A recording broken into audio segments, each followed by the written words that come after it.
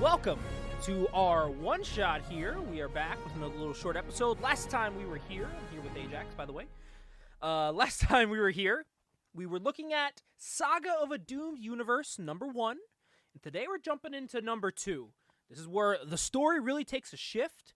You start to learn a little bit more when it comes to the comic story. You learn a lot more about Dr. Nihilist and all his plans and everything unfolding, what's really happening. But the side of the narrator story, first of all, there's pages like this where it's like walls of text, but it does give you some world building in this.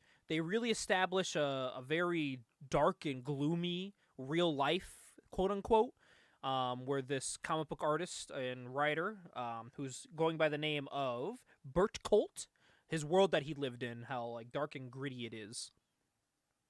But we're going to open up here, Ajax. We start off, there is just absolute mayhem afoot. For people that don't remember, all the heroes have died.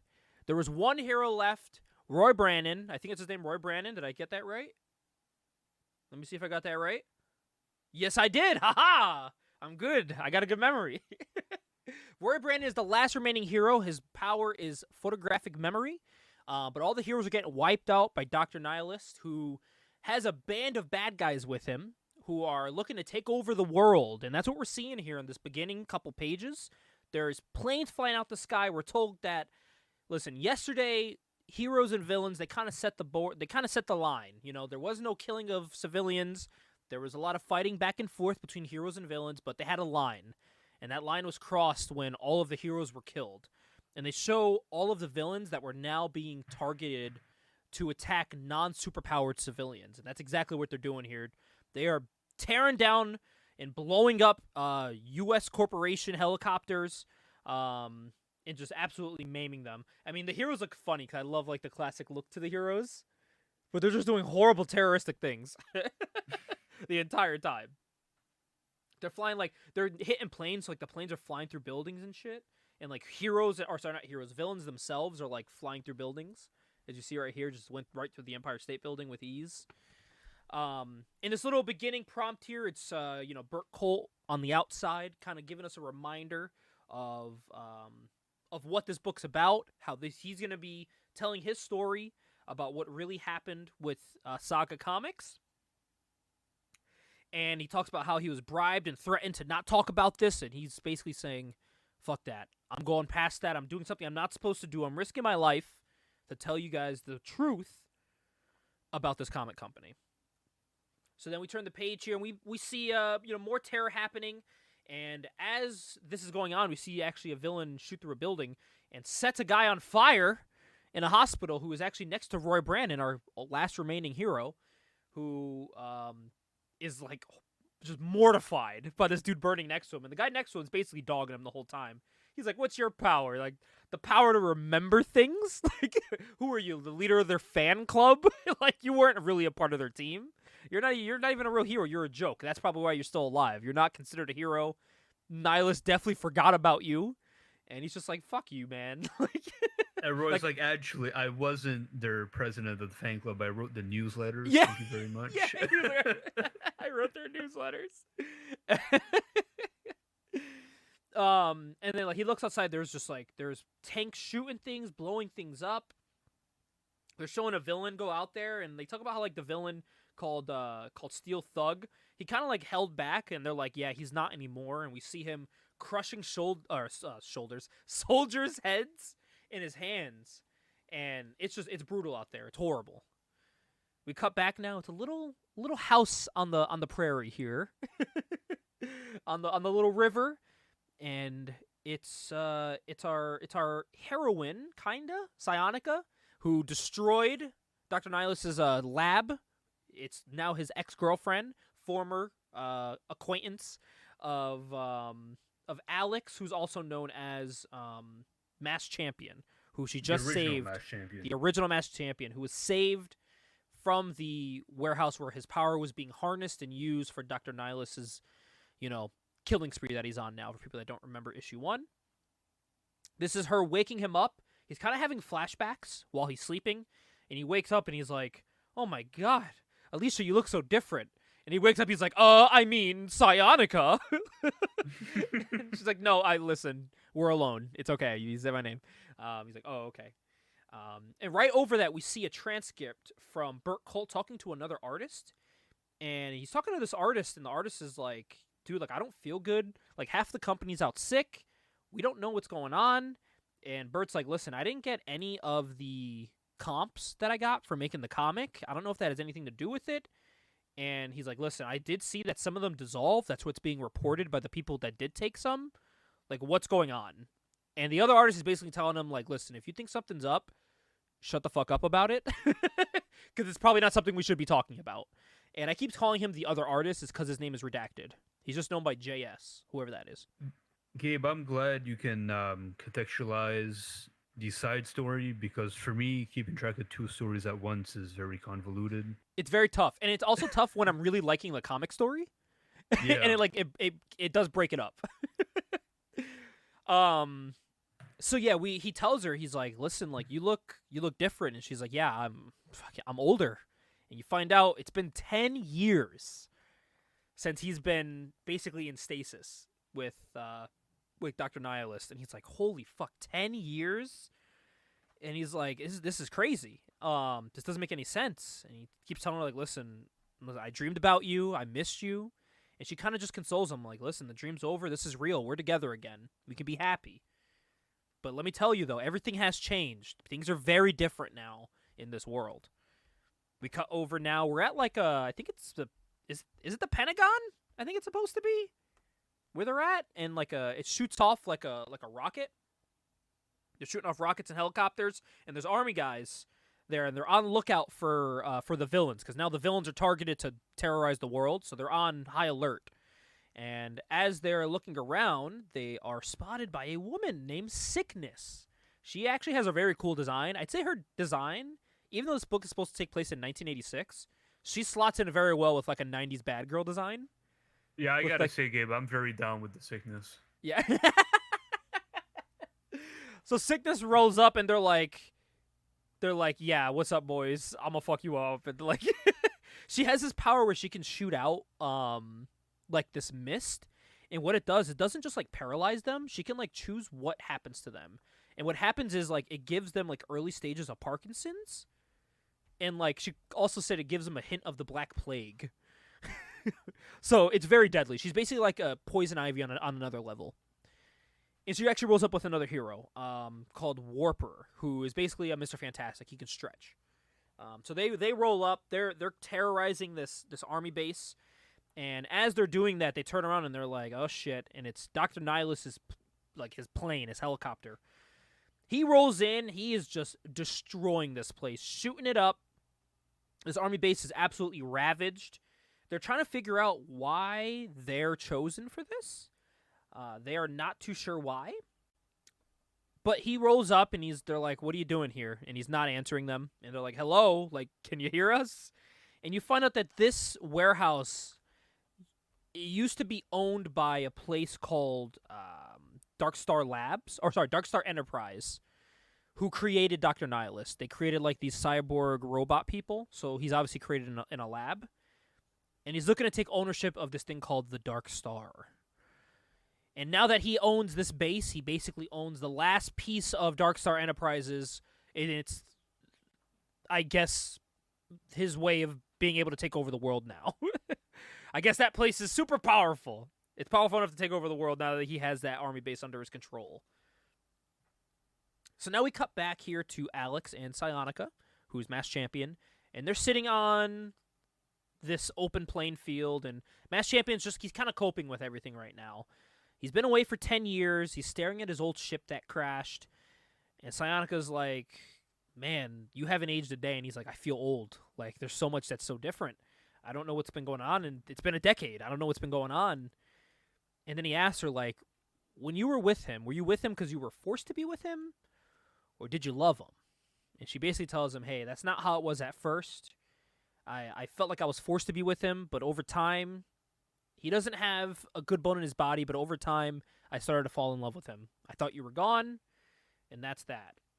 And she's like, listen, I'm not going to defend the things he's doing, but I'm telling you, this can't be who he is. Like, this isn't something he would do. I don't know why this is happening. This is just another level. And then he kind of walks away, and he's like, come with me. And she's like, okay. And then the side story that's going on here over on top of it is this Burt Colt guy. He is on edge right now. If you guys remember, he was targeted by these people that worked, or these agents that were working in tangent with Saga Comics to shut up people that knew about what was going on. The next morning, he decides to go to Saga Comics' offices. And when he's in the offices, he actually decides to break in. He's standing outside, and he's debating on what to do. And he decides, you know what? I'm going to break in. This is what I got to do. I got to get in and get the secrets. I got to break in and figure out what the fuck they're hiding. But when he goes in, there will be something interesting hiding for him inside. So back to the regular story here. We have Roy Brannon walking around the hospital after, you know, being bullied by that zombie in the bed next to him. And as he's walking around, more zombies roll up, and they're like, "Oh, you suck, Roy." They're like, "Oh, you're the last, whatever. You're the worst. I hate you." And he's outside, and they're like, they literally call him. They say, "You're a joke. You're a wannabe. Walking library of superhero history. Useless knowledge." Now that they're all melted into piles of bloody entrails. Just basically hammering in the fact that your power means absolutely nothing. It helps no one but yourself to know things. And I think what's funny is that, like, this zombie character is, like, chasing him. And he's like, "What's your breaking point, Roy?" And he's like, "I don't know, but what's yours?" And as he says that, this giant robot steps on the zombie and crushes it. You find out this robot is called Deep Thinker, who's controlled by another man named ManMech 2000. And they're like, how the fuck are they still alive? And then he remembers, oh shit, they live underground. They have to still be alive. But before this all happened, they were supposed to be pacifists, as he's like wiping this zombie off of his foot that he just crushed. So they're like, what the fuck's going on here? And we cut back to there's a big wall of text here. Deep Thinker picks up Roy Brannon, and that story's, you know, concluded for now. We cut back to this wall of text from Burt Colt. All this really explains is that he is basically enlisting Scott Reed, who's the real-life person that created the story. He enlisted Scott Reed to illustrate and bring his book to life because he knew that he couldn't do it, because it would have been very dangerous for him to do. So he enlisted someone else to do it, and he is upset that Scott Reed... This is super meta. He's upset that Scott Reed stated that he wasn't a real writer, like a real person.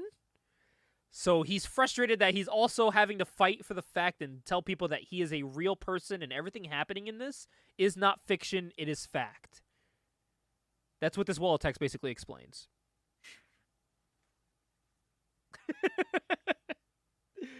It's a lot of world building there. That's what that wall of text is. So we're back now to Mass Champion. This is my favorite page of the whole book. And the panel says, "Are you sure exactly you know what you're referring to. Are you sure you know what you're doing?" And then Mass Champion says, "Well, it has been a long time, and my parts are a bit rusty." And they show Cyonica's boots and some wine on the table. And she says, "Oh, your parts look perfectly operational to me, Alex." And we cut over, and they're looking at wires, and he's like, he looks frustrated. And she goes, "You didn't get that innuendo at all, did you?" And he starts talking about all this stuff, like all the mechanical things, and then he goes, "By the way, yes, I got what the innuendo was. I understand what you meant. You're talking about my cock." And he tells her, like, "Look, Alicia, like, I don't blame you for falling in love with him. I was gone for 10 years. There's no judgment. I know you probably think there is. And I want to thank you. You saved my life. You took me out of this suspended tube, and I'm grateful for that. But listen, you're right. Everything has changed to the point where I don't have powers anymore." Like, his powers were sucked so strongly from him, from Dr. Nihilist. He does not have powers anymore. And yeah, I think Mass Champion's like Superman. This is all he's known. He doesn't have them anymore. So of course she feels bad about that, because she married the dude that did this to him, you know? So we look at Dr. Nihilist's ship. It's speeding away here.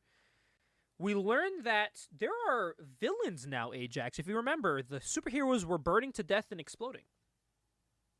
we are learning that there are villains that are dying now in similar fashions, and other heroes are disappearing, and now his villainy group are very on edge. They don't know what the fuck's going on. They are very angry now because they feel like they've been played by Dr. Nihilist, who feels like they feel like now he's killed all the heroes, he could just kill all the villains because he has the power to do it. And he tells them, Dr. Nihilist, his little dude on the screen, is like, well, what do you want me to do? And he's like, you know what? Let him keep thinking that I'm doing that, just so I can keep that power balance for now until we figure out how to fucking stop this and what the hell is going on. And at this time, the two other heroes, Warper and Sickness, are in the back, and they're like, what do you think's going on here, huh? Like, what do you think he's talking about? And they look at the window, and they realize that their ship is no longer going back to the headquarters. It's going into space. And as they're going to ask Dr. Nihilist what the hell's going on, he closes the doors on them. And she's like, well, shit, he hears us complaining about him. Maybe he hears what we're doing. You know what we should do, Warper? We should start fucking. Yeah, we should have sex. And she said, start fucking. Oh, man. She says here, which means he can hear everything we say, and he's probably watching us. Kind of exciting, don't you think? And he goes, exciting? And at the end, she goes, let's give the boss a good show.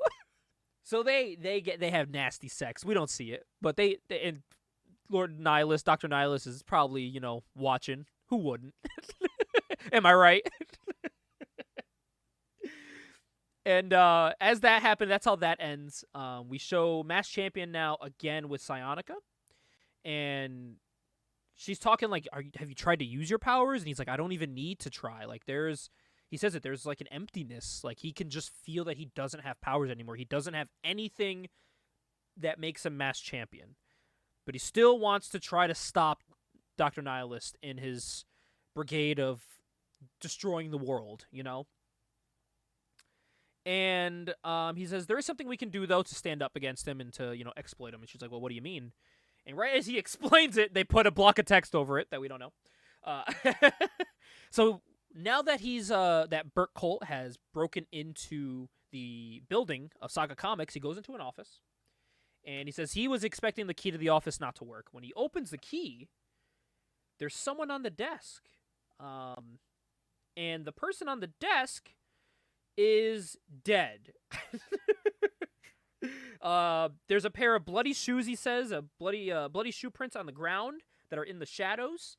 And he says it looks like the guy's been poisoned. Then he makes a joke and he's like, poison's maybe a bad choice of words. Maybe I shouldn't say that. Seeing as the situation is about poisoned comic book paper. But he says everything looks normal, though. The room is furnished. Nothing looks out of the ordinary. But it's just a dead dude bleeding out on the table from, like, all of his orifices on the table. He's just violently bleeding out. And then he hears something that says a name. And when he... Oh, sorry. No, I got that mixed up. My apologies. He calls out a name to the person on the desk, and they don't respond. So he's like, fuck, I think they're dead. So while that's happening, Mass Champion and Psionica are figuring out that this is actually... I don't know why they put the block of text over this. This is probably the biggest reveal of this story. You find out right here that there are repercussions for that giant Destructo Ray that Dr. Nihilist was using Mass Champion's powers for. Remember the one he used to kill all the heroes? Yep. Yeah, now that Psionica destroyed it, there's these energy residue waves going not only around that area, but around the entire world. And what it's doing, it's causing a very large problem. And what that problem is, it's killing regular people. It's doing what it was doing to the heroes, but it's doing it to everyone. There's no specific targeted person anymore. It's this free killing residue, which is super fucking scary if you're in real life, if you really think about it. Could you imagine? That's horrifying. And right as we figure that out, we cut to Las Vegas where we see all the villains stealing things from a casino. And as we see that, this big dude named Chainbreaker starts burning the same way the heroes did. And they're like, holy shit, it's the Destructo Ray. Because remember, all the villains think it's Dr. Nihilist controlling it. which it's not. It's the waves killing everybody. And they're like, holy shit, we gotta get back. Like, the rumors are true. He's trying to kill everyone. This is fucked.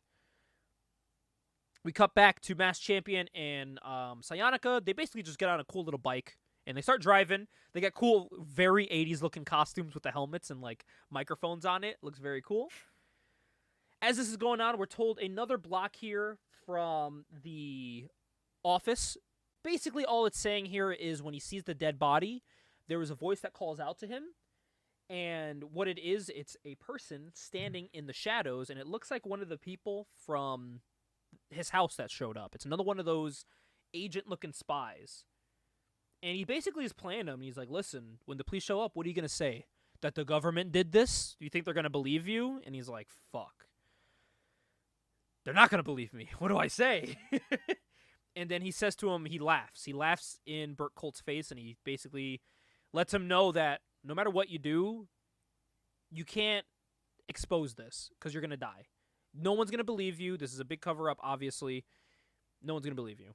So it's basically he hit a wall at this point. That's what's being told to us here. Speaking of walls, Masked Champion and Sayanaka hit a wall on the road, which is a giant, blown-up army tank. I don't know if this is one of the same army tanks. It may be from earlier. I'm not sure. Where we saw all the army veterans, like, destroying everyone. And as they're trying to drive away from that, they get blown up. And what blows them up, other than a U.S. tank? They fall into a ditch, and they're like, dude, these are U.S. soldiers. What the hell do we do? And he's like, no, wait, these aren't U.S. soldiers. They're being controlled by this villain called Evil Eye. And as they're going up, he stands up, and you see Masked Champion get shot. The soldiers start running down, and she's saying to herself, he's okay. He's wearing a suit with, like, all these indestructible polymers on it. He's fine. I was going to say, she does that 80s thing where, like, she says out what she's thinking out loud. Yeah. He's okay. He's okay. Oh, God, Alex. And then she just talks in paragraphs in her head of what's going on in her head. He'll be fine. He'll be fine. And then she gets tackled by the soldiers. They're like, gotcha. And then they start punching her in the face. They rip off her, like, clothing she's wearing over it. Because remember, I forgot to mention this. Masked Champion told her not to use her powers unless it's her last resort to use them. Because if you use your powers, it'll show Dr. Nihilus where you are. He has, like, a reading of, like, where all these superpowered beings are. So he's like, don't use your powers unless it's your last resort. So they start ripping off the biker jacket she's wearing, and they go, what do we got on here? And they're like, oh, this chick's not on our list to get for heroes and stuff. Who the fuck is this? And he's like, listen, don't kill her, though. You know, Nihilus wants her alive. And then they go, well, what's her power anyway? And one guy goes, come on, baby, show us what you can do. The other guy says, power to make me hard. And then they start, like, grabbing her. They don't show a lot, but, like, they pin her arms down. And she says, oh, God, this isn't happening. Oh, God, Alex. And they start slowly zooming out.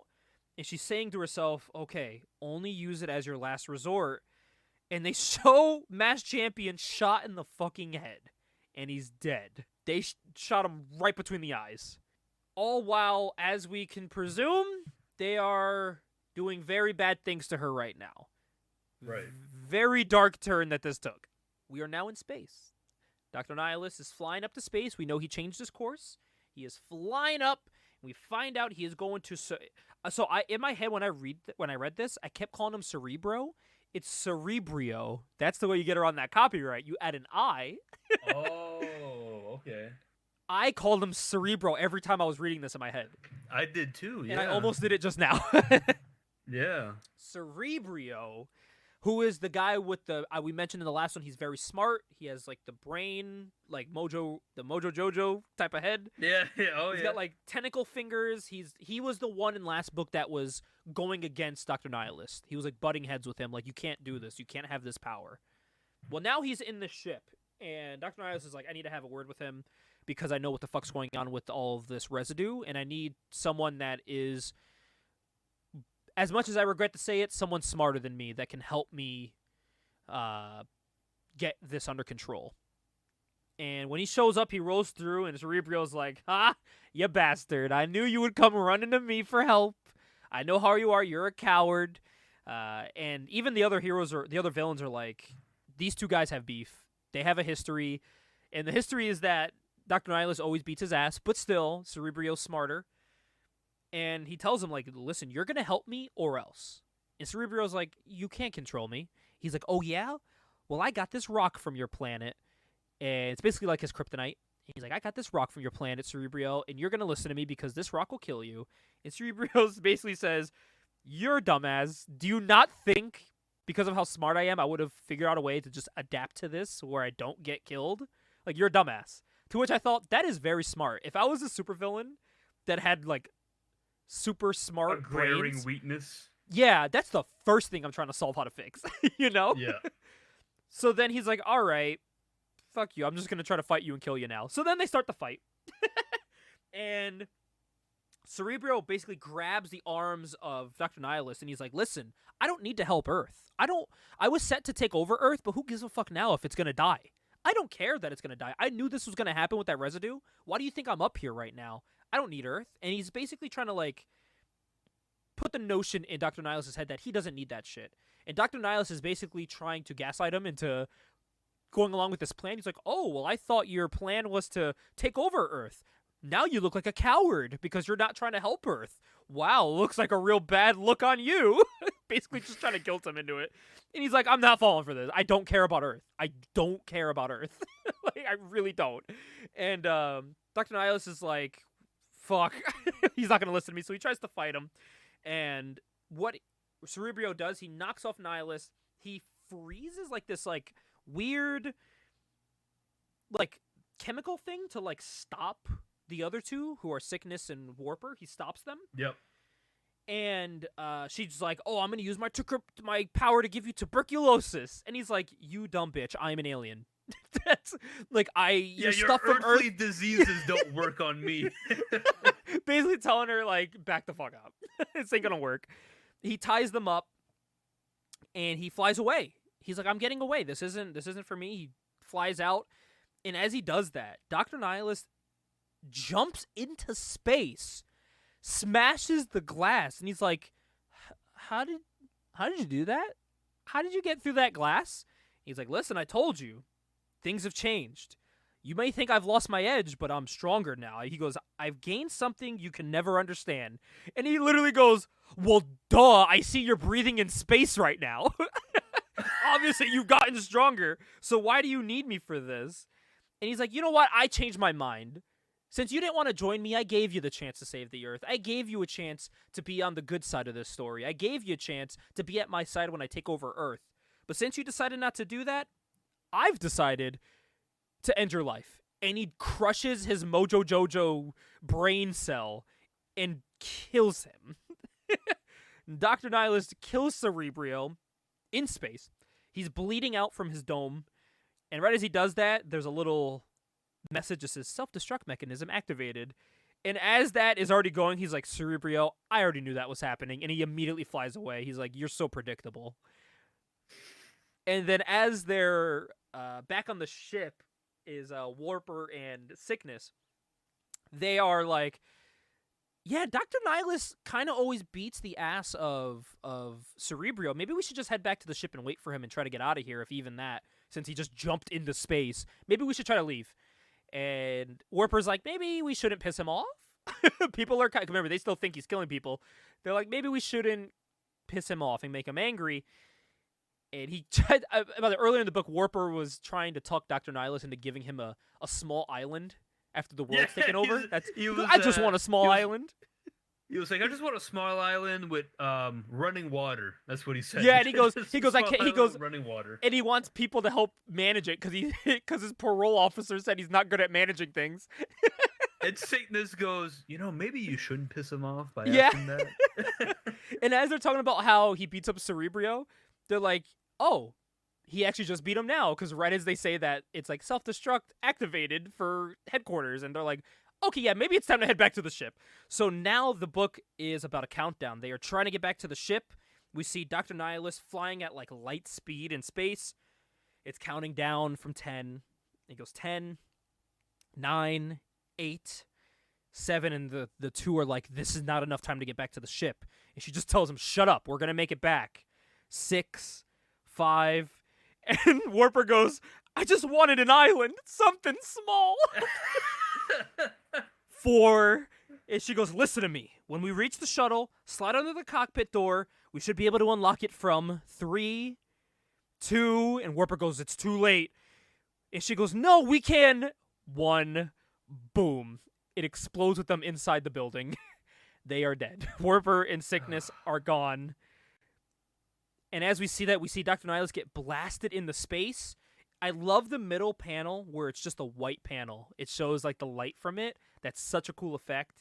And then we see Dr. Nihilus kind of like blasted apart, and you see all his cyborg parts now. And we cut back to New York City. And in New York City, we see a little question mark shaped explosion in the sky. And Roy Brandon points it out, and he says, I guess I'm the only one that notices it, the strange little question mark in the sky. No one else notices it because of everything going on here. And he's on the shoulders of this giant, Deep Thinker, the giant mech droid.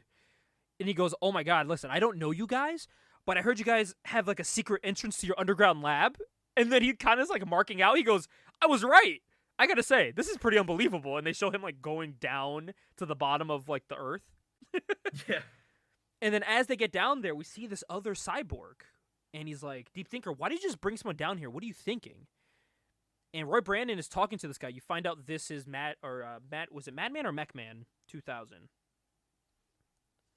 It was something Man 2000. I don't want to draw a blank. Man Mech. Thank you. Man Mech 2000's down there. So we find out it is. He's like half robot, half like dying body that looks like skin and bones. And Roy Brandon's like, so what's the plan? And he's like, plan? There is no plan. We're all gonna die.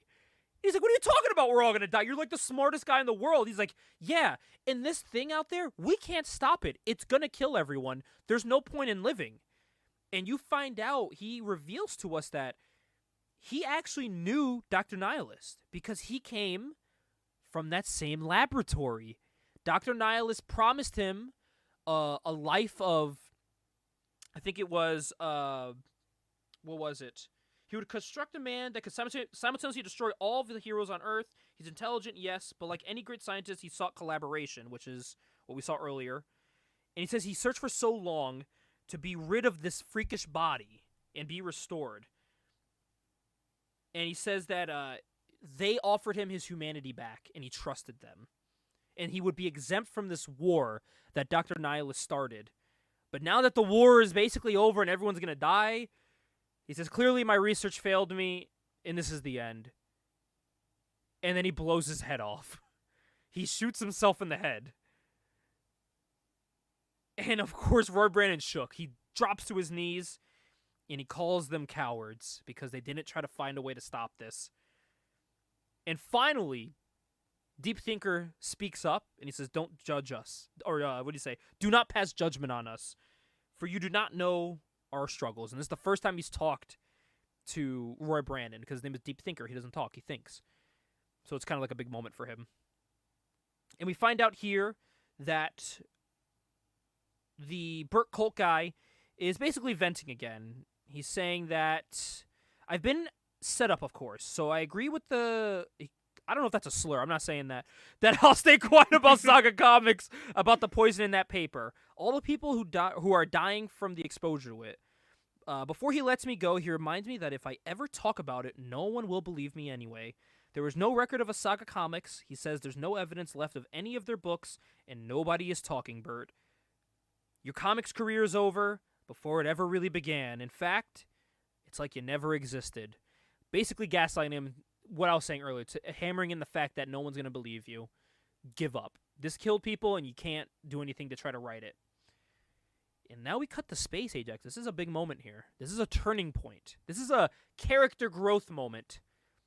We see this dialogue. It's Dr. Nihilus falling back to Earth like a comet. And he says, in my dreams, she does not hate me. And it's him with Psionica. She tells me that she loves me. She tells me what I must do to save the world. Dr. Nihilus has realized he has fucked the world so much to the point that he actually has to be the one to save it. Because why rule a world that is dying? He's got to be a hero. I can be your hero, baby. I can wish away the pain. As you can see from this book and the first one, I loved this story a lot more than the first one. It was a lot more linear. Yeah, I agree. The block ones, I think they could have did a little less of the third wall ones because they were all a lot of just like repetitive things and like hammering facts in instead of providing stuff new. All that's new that's happened since the people went to his house. He went to the headquarters and broke in, and another agent told him, no one's going to believe you. That's what happened. That's literally the summarization of all of those texts. So it was a lot of like filler for those. But I think the real thing here is like the main story. And this is a big turning point for Dr. Nihilist, who basically defeated his own supervillain and now has to take it upon himself to save the world. So let's see how he does. Mass Champion's dead. Both of them now dead. One of them burned, the other one's shot in the head. Psionica has been attacked in ways that I can't really describe because it's very graphic. That we think. She still hasn't used her powers. She may have used her powers. We don't know yet. I'm kind of hoping she does. One thing I've learned from reading Saga of the Doomed Universe: do not get attached to anyone. No, because I gotta say, Warped in Sickness, I actually really like those characters. I did too. I wanted to see more of those two because they were such an odd couple together. They are like a perfect like duo comic that would have been really fun to read. You know? Oh, that would have been so good. And it's not even like you could do like it's another universe. Like, that just doesn't make sense. Like, they're dead. Yeah. We'll never get anything like... And granted, this is a story from 2017, and it was put up online, and then it eventually got printed with Chex Comics as a printed book, which I think is very cool. Since I'm a big fan of, digital indie comics, you and I actually put out digital indie comics with CFG Comics.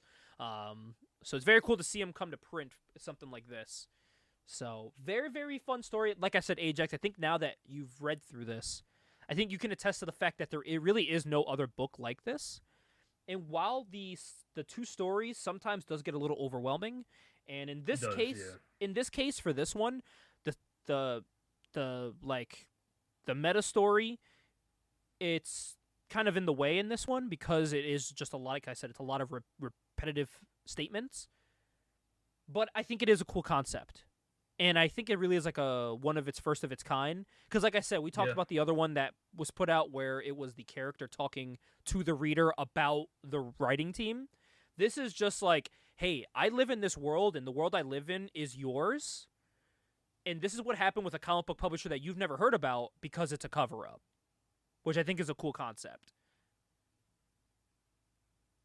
And it's like, don't let people tell you that it's not a real comic book company, because if they do, they're in on it. I think it's a very cool concept.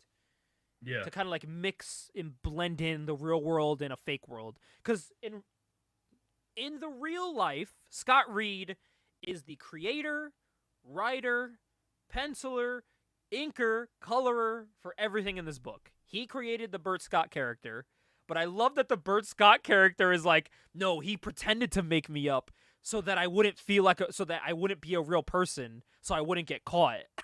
I'm like, that's crazy. It's so wild. There's like layers, so many layers to this. And like I said, I hope I'm explaining it the best I can, but this is also a book that I would love for people to read to get it fully, if that makes sense, you know? Because us telling you it is different than just reading the book. And I will tell you, the third act of this is something that, while the Acts 1 and 2, I remember pieces from it, Act 3, something happens like halfway through that book that just that stuck with me for a while. That I was like, whoa. Like, this book, it like turned the book on its head, and I really liked it, and it's what really stuck with me and became the reason why I wanted to read it just for the third act. So, but if I jumped into the third act, as you can see, Ajax, if I just jumped into that last act, how the fuck do I explain all this? You know? So you kind of have to go through all three to get to the big finale, which we will be doing in one-shot number 16 of the monthly dive. Or wait, is that 15? No, yes, one-shot number 15 of the monthly dive into the long box. The 16th one is going to be kind of fun. I actually forgot to talk about this in the issue, Ajax, of what we're talking about next month in our monthly issue. Would you like to know? Oh, of course. In next month's monthly issue, since August is the debut or re-debut to new readers of the Amalgam Universe, Ajax, I thought, why don't you and I come up with our own Amalgam characters? You'll come up with 5 heroes and 5 villains, and I'll do the same. And we compare and contrast our heroes. How does that sound? Oh, that would be interesting. You come up with 5 heroes and 5 villains, and I'll do the same, and we just compare our list. Our own Amalgam universes that we're doing. How does that sound? Our own original creations. I'll have to think hard about it, but I'm up for the challenge. That's me too. I was like, man, how obscure do I want to get with some of the characters? That's like a big thing I was trying to like think about. So that'll be a lot of fun. And then in June, I'll let you know off. I'll wait till the people can watch next month to know what June's is. But June, we're actually gonna have a special guest on for that one. Drew is gonna be making a comeback on monthly dive into the long box. Yes. Drew is coming back in June for the monthly dive into the long box. So look out for that one. Look out for the one in May, and go listen to the last issue if you guys didn't already. Thank you everyone for listening. It's been one hell of a time. Recording this live has been such an interesting time. It sure has. Well, you guys all take care and stay safe.